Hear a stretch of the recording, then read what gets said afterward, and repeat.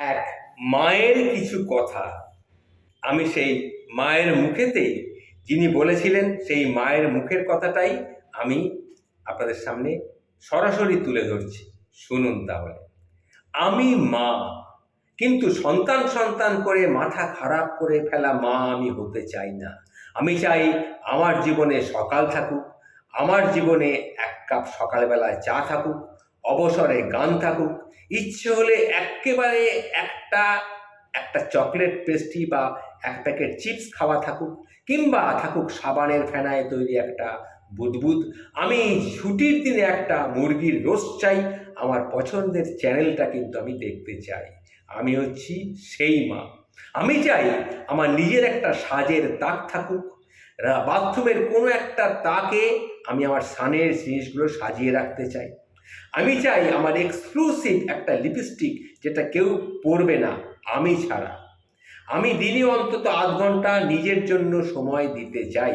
আমি চাই আমার খাবার একটা আলাদা থালা, পরিষ্কার থালা, যেটা শুধুমাত্র আমিই খাবো। পরিষ্কার থালা, সেখানে অন্য কেউ খাবে না, বাড়ির অন্য কেউ না। আমার জন্য বাড়িতে একটা আলাদা ডাস্টবিন থাকবে। আমি বয়স হলেও যেমন মেরুন পরতে চাই, লাল টকটকে লিপস্টিক লাগাতে চাই, ঠিক সেই রকমই লাগাবো। তোমায় মানবে না যেদিন থেকে মনে হবে, আমি সেদিন আর সব কিছু বন্ধ করতে চাইব, যখন কেউ মানবে না। আমি চাই আমার একটা দিন থাক যেদিন দোকানে যাওয়া হবে কেবল আমার জামা কাপড় কিনতে। রেস্টুরেন্টে অর্ডার দেওয়ার আগে সবসময় জিজ্ঞাসা করা হবে আমার পছন্দের খাবার কি। আমার পছন্দের জায়গায় ঘুরতে যাওয়া হবে, বা আমার কথা শোনার জন্য আমার স্বামীর দিনে অন্তত আধ ঘন্টা বরাদ্দ থাকবে। এটা কিন্তু আমি চাই। সুযোগ এলে বরের সাথে ওয়ার্ল্ড ট্যুরে যেতে চাই। থাক না কদিন সংসার অগোছালো যদি থাকে থাক, ফুরিয়ে যাক বাজার, ছেলে বা মেয়ে কদিন ডাল ভাত বা খেয়ে বা ম্যাগি খেয়ে কাটিয়ে দিক, তবুও বেরিয়ে পড়তে আমার কোনো অসুবিধে নেই। আমি চাই বেরিয়ে পড়তে। আমি মা, কিন্তু এমন মা হতে চাই না যেন সন্তানের প্রতি আমার এতই টান থাকবে যে তাকে তার নিজের বউয়ের সাথে দেখলেও আমার বুকটা একেবারে রাগে জ্বলে যাবে। আমি কিন্তু সেরকম মা হতে চাই না। আমি মা, কিন্তু তার চেয়েও আমি আগে চাই একটা সুখী মানুষ হতে। জীবনে সন্তানের জন্য সব কিছু বিলিয়ে দেউলিয়া হওয়ার পর বড় হয়ে কি করছো আমার জন্যে, এ কথা শোনার জন্যে কিন্তু আমি তৈরি নই।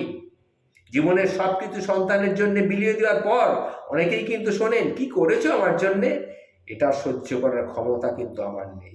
তার চেয়ে বরং আমি চেষ্টা করব খুব ভালো থাকতে।